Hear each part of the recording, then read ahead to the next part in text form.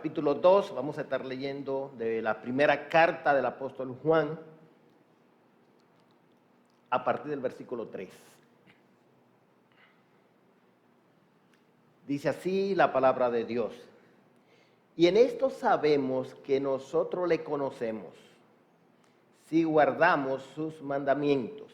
El que dice yo le conozco y no guarda sus mandamientos, el tal es mentiroso y la verdad no está en él. Pero el que guarda su palabra, en este verdaderamente el amor de Dios se ha perfeccionado. Por esto sabemos que estamos en él. El que dice que permanece en él debe andar como él anduvo. Hermanos, no os escribo mandamiento nuevo, sino el mandamiento antiguo que habéis tenido desde el principio. Este mandamiento antiguo es la palabra que habéis oído desde el principio. Sin embargo, os escribo un mandamiento nuevo, que es verdadero en él y en vosotros, porque las tinieblas van pasando y la luz verdadera ya alumbra. El que dice que está en la luz y aborrece a su hermano está todavía en tinieblas. El que ama a su hermano permanece en la luz y en él no hay tropiezo. Pero el que aborrece a su hermano está en tinieblas y anda en tinieblas y no sabe a dónde va, porque las tinieblas le han cegado los ojos. Amén. Que el Señor añada bendición por su santa palabra leída. He querido tratar esta carta tomando algunas posiciones de exégetas que dicen que el tema general de esta carta es certificando nuestra conversión. ¿Cómo nosotros saber que somos verdaderamente cristianos? ¿Cómo saber que real y efectivamente nosotros vamos para el cielo y no al infierno? Eso es lo que Juan trata de decir. Y toda la carta está permeada de esta verdad. La comunión verdadera con el Padre y con el Hijo, que es lo que pudiera describir lo que es la vida cristiana. Y la certificación de nuestra conversión auténtica. Es verdad que nos convertimos, es verdad que somos cristianos, es verdad que vamos para el cielo. Por eso Juan habla constantemente, repite, si decimos, si algunos dicen, y nosotros sabemos, nosotros entendemos. Nunca puedo olvidar en una ocasión siendo recién convertido. Todavía aquí, Templo Bíblico no había levantado una capilla, ya yo había hecho profesión de fe, y un día vengo en un carro público y viene una señora que no puedo olvidar el apodo que tenía, le decían Linda. Si hay alguien aquí familiar de Linda, no se sienta mal por lo que voy a decir. Linda venía en ese carro y venía comentando del Evangelio. Entonces el chofer que la conocía le preguntó, pero Linda, ¿tú eres evangélica? Y ella dijo, sí. Entonces, ¿es verdad que tú eres evangélica? Y ella dijo, sí, yo soy evangélica. Yo voy a una iglesia donde se puede hacer de todo. Ahí no le prohíben nada a uno. Esa fue la expresión. Yo no me acuerdo que ella se reunió nunca en la capillita que estaba del otro lado de este barrio, ni aquí, no recuerdo. Tal vez alguien de esa época pudiera recordar ese nombre. A ella le decían Linda. Me imagino que su abuela le puso ese apodo porque ese era un apodo que no es tan común y parece que era muy afectivo. Ahora, ella decía que ella era cristiana y uno no puede imaginarse cuántas personas emocionadas han dado testimonio acerca de experiencia, como diría Sujel Michelin, experiencia mística, el hermano Argenis de Jesús, experiencia mística, experiencia misteriosa. Yo oía a muchas personas que recién convertidas daban testimonio de cómo se sentían. Y eso eran sueños, visiones, tenían experiencia. A veces me sentía mal porque, óyeme, yo me convertí, entonces no tenía esa experiencia. Pero me acordaba de algo que me contaron allí en Puerto Plata. Una iglesia, que fue la primera iglesia evangélica que yo visité, de muchacho, hacía retiro de tiempo en tiempo. Hicieron un retiro a Sabaneta de Jássica, en una finca. Y fue algo esplendoroso, me imagino yo. Entonces, el pastor, que le decían reverendo, él comenzó en la noche, hacían fogata, la gente encendía un palito o un papel, escribía un pecado y en el fuego, la envidia, la echaba en el fuego, la mentira, le echaba en el fuego, y entonces le decían adiós al pecado. Pero el pastor, luego de toda esa experiencia, le está preguntando, especialmente a las hermanas, ¿cómo usted se sintió? Y ella decía, mire, yo me sentía que veía el cielo abierto y como que ángeles descendían sobre nosotros. Y así cada hermana, hermanos, daban testimonio de la experiencia. ¿Qué pasa? Que había una hermana de esa pintoresca, una señora mayor ya, doña Daisy de Good, era cocola, inglesa de origen. Ella se durmió en ese momento estaba durmiendo. Y el reverendo, como le decían, le preguntó, doña Daisy, hermana Daisy, ¿y usted qué usted vio? ¿Usted vio algo? Y ella dijo, yo vi tanto puerco y tanta vaca. Ella no sabía que era experiencia, que ella tuvo visión. Yo vi, porque estaban en una finca. ¿Qué fue lo que ella vio? Tanto puerco y tanta vaca. Y la verdad es que a veces la gente inventa mucho.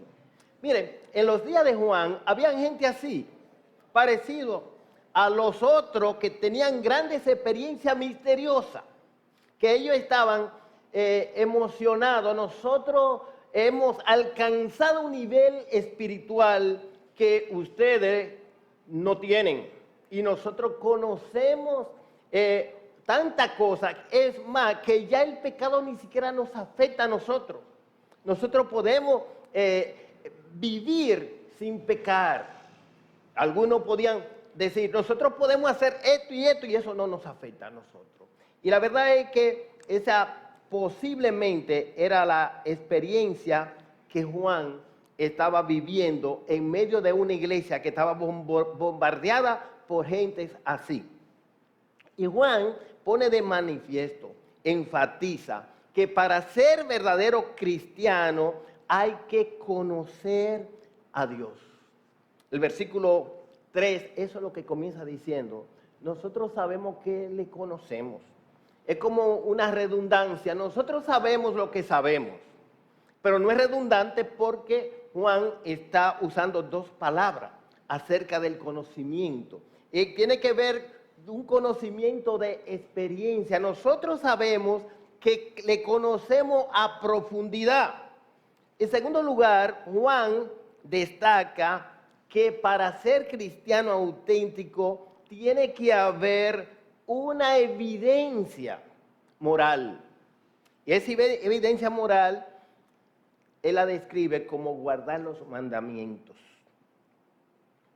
Y en tercer lugar, él destaca que si usted presume ser cristiano, tiene que exhibirlo con una calidad de vida relacional con los hermanos.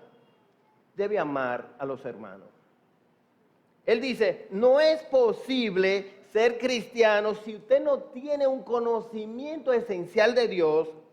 No es posible ser cristiano, auténticamente cristiano, si no tiene una condición moral evidente, que la gente pueda verlo.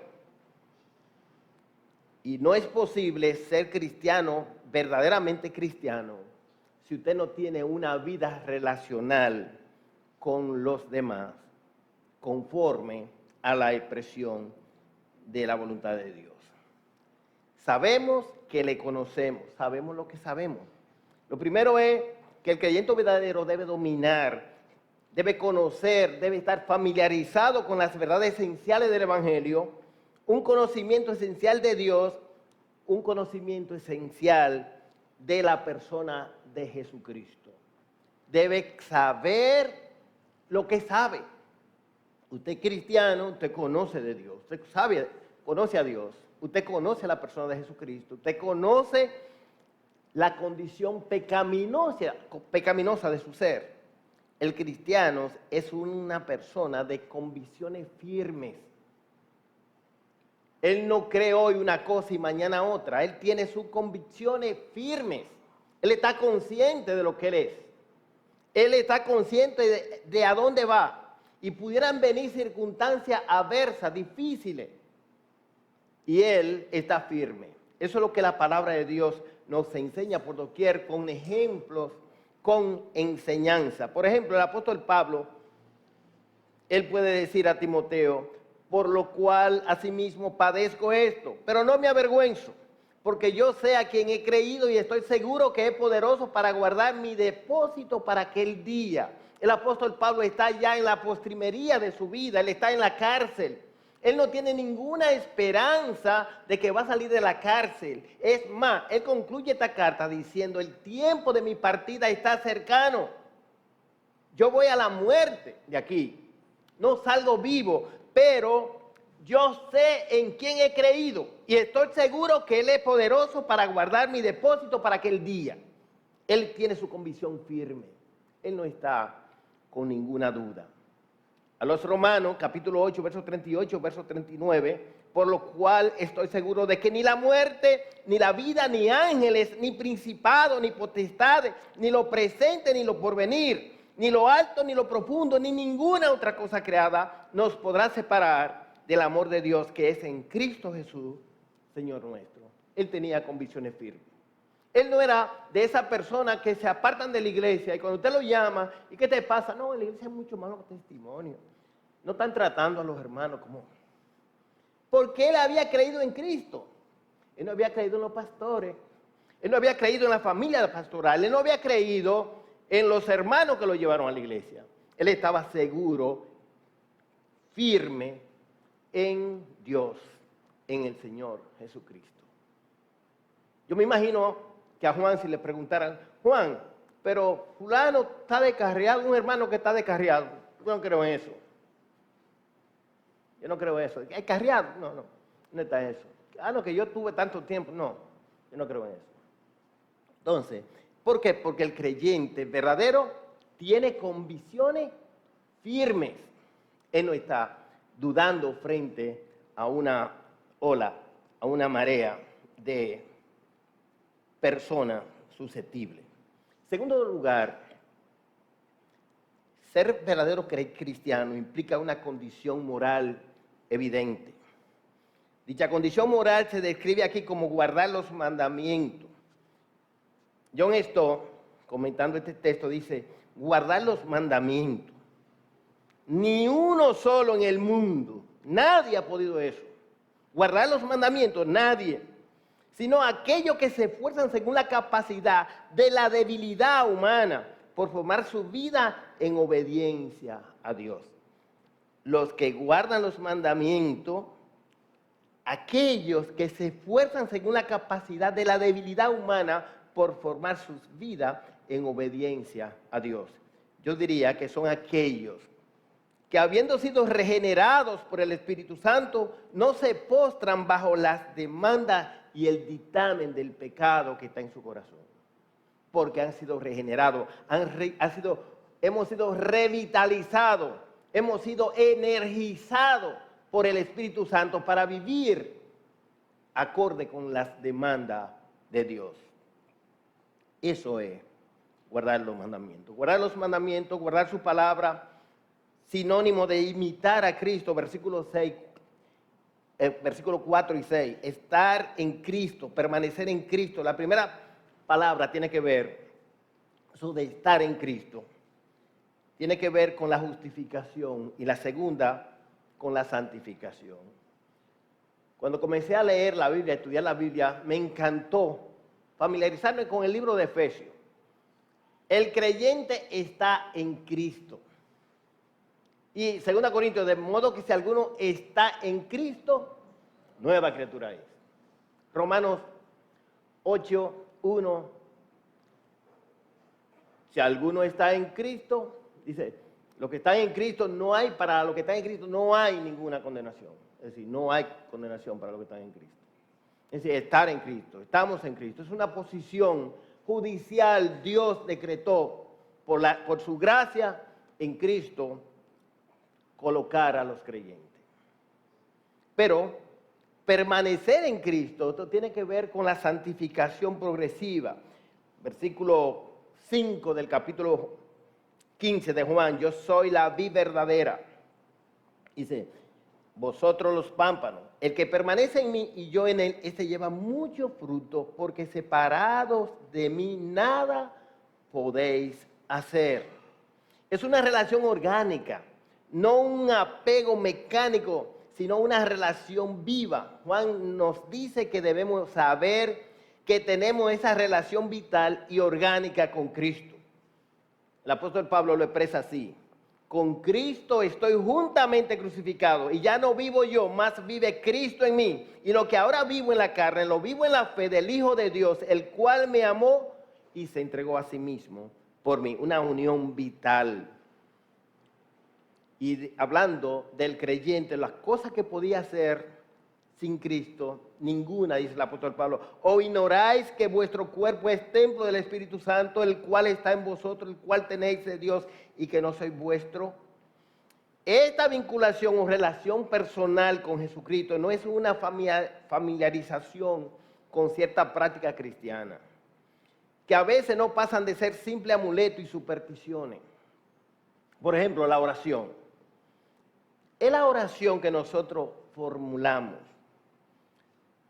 a una persona real. Cuando usted y yo nos postramos en oración, estamos orando, hablando con una persona, o simplemente estamos repitiendo palabras religiosas. Todos nosotros tenemos que revisar nuestras oraciones, porque pudiera ser que nosotros estemos hablando al aire, no estemos hablando con el Dios creador del universo, el dueño del universo. Entonces estamos tan familiarizados con palabras religiosas que simplemente pudiera ser vana palabrería y supersticiones.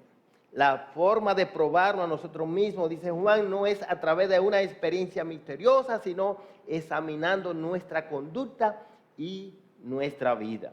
El versículo 6 demanda del verdadero cristiano andar, caminar como Cristo. Eso es imitación. Eso de andar tiene que ver caminar. Enoc, dice la Biblia, Génesis capítulo 5, verso 24, caminó pues Enoc con Dios y desapareció porque le llevó Dios. Noé, Génesis 6:9. Estas son las generaciones de Noé. Noé, varón justo, era perfecto en sus generaciones. Con Dios caminó Noé. San Pablo nos insta en Efesios 5:8 a andar, a caminar como hijos de luz. El Señor demanda de nosotros una imitación. Él mismo dijo: llevad mi yugo sobre vosotros y aprended de mí, que soy manso y humilde de corazón, y hallaréis descanso para vuestras almas. El mundo no nos anima a vivir así, y a veces ni la iglesia nos ayuda a ser mansos y humildes, sino lo contrario, a presumir, a ostentar, a demostrar que somos grandes. Cuando yo era muchacho se le llamaba reverendo a los pastores. Ahora se le llama como apóstoles y profetas. ¿Qué le parece? Tercer lugar, ser verdadero creyente se evidencia por el amor a los hermanos. Ser verdadero creyente se evidencia por el amor a los hermanos. Capítulo 2, versículos 7 al 11. El Señor Jesucristo habló de un mandamiento nuevo os doy, que os améis unos a otros, como yo os he amado, que también os améis unos a otros. El apóstol Juan aquí usa un mandamiento nuevo. Es más, no le voy a dar el mandamiento antiguo, el mandamiento nuevo. Él está hablando de lo mismo, el amor. Porque es un mandamiento antiguo, mal interpretado. Levítico capítulo 19, verso 18. No te vengarás ni guardarás rencor a los hijos de tu pueblo, sino amarás a tu prójimo como a ti mismo, yo Jehová. Un mandamiento antiguo. Ellos sabían eso. El Señor lo enseñó. Y el segundo, hablando después de expresar el primer mandamiento en importancia, el segundo es semejante, dijo el Señor, amarás a tu prójimo como a ti mismo. Entonces, un escriba que quería justificarse, ¿y quién es mi prójimo? Es decir, porque ellos decían, debo amar a mi prójimo, pero no, ellos decían, no puede ser un gentil, no puede ser fulano. Entonces el Señor le mostró con el samaritano. Un hombre descendía de Jerusalén a Jericó y cayó en manos de ladrones y lo dejaron medio muerto. Y vino un sacerdote y vino un levita, pero un samaritano fue movido a misericordia. Entonces, vea tú y haz lo mismo. ¿Quién fue que usó de misericordia el samaritano? Es decir, cualquier persona con necesidad es mi prójimo. Él es mi hermano. Cualquier persona con necesidad, él es mi hermano. Entonces, es nuevo en calidad, dijo el Señor, como yo os he amado. Y es nuevo por extensión y correcta interpretación. No es un judío nada más, no es un cristiano nada más. Cualquier persona que Dios nos ponga en nuestro camino en necesidad, ese es mi hermano, ese es mi prójimo. El versículo 11, pero el que aborrece a su hermano está en tinieblas y anda en tinieblas y no sabe a dónde va, porque las tinieblas le han cegado los ojos. Francisco de la Cueva hace un comentario acerca de este texto y dice, el que mora en la luz no solamente ve bien donde pone los pies, sino que rodeado de luz y embebido en ella, tiene serena la cabeza para juzgar rectamente y caliente el corazón para amar generosamente. No se preocupe, yo lo voy a repetir. El que mora en la luz no solamente ve bien donde pone los pies, sino que rodeado de luz y embebido en ella, tiene serena la cabeza para juzgar rectamente y caliente el corazón para amar generosamente. Sigue diciendo la Cueva, el odio distorsiona nuestra perspectiva. No comenzamos por juzgar mal al prójimo y le odiamos después como resultado. La forma en que lo vemos está ya coloreada malignamente por nuestro odio. Voy a repetir eso. No me lo inventé, lo copié de Francisco de la Cueva. El odio distorsiona nuestra perspectiva. No comenzamos por juzgar mal al prójimo y le odiamos después como resultado.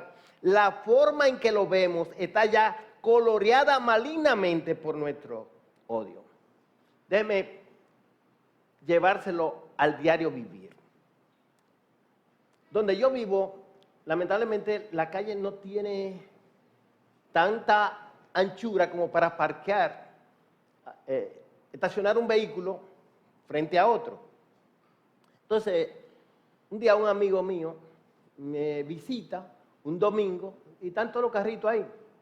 Él se paró cerca de una casa de un vecino. Entonces, de buena primera, el vecino está tocando en casa. Que le muevan ese vehículo que está mal estacionado. Yo le dije, me llamó la atención que ese amigo mío se parara interrumpiendo la entrada de la marquesina del vecino. Digo, ay, mueve el carro que te paraste. Dice, no, yo no me paré mal. Parece que sí, ve. Entonces, cuando él salió y el vecino lo vio, eran amigos, dice, no, déjalo así, no, está bien.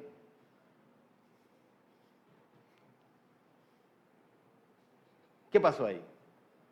Eso depende de quién se estacione cerca de su casa. Y usted y yo muchas veces tomamos así, mi hermano. tenemos un prejuicio que nos nubla la razón, que no nos deja ver, como dicen los muchachos, se bloqueó. Él no entiende. ¿Por qué? Porque el prejuicio no nos deja ver correctamente y juzgamos a la persona mucho antes de ver si es bueno. Usted tiene un amigo íntimo, pero tiene una persona que, como me dijo alguien, usted me cae mal y anda con ese, ya usted no quiere saber del otro. Eso le pasa a usted. A usted no le pasa, pero a mí sí. Este anda con ese. ¿Y qué? ¿Usted me entiende? Porque aborrecer, Juan aquí no dice las cosas que nosotros debemos hacer en demostración de amor, sino las que no debemos hacer.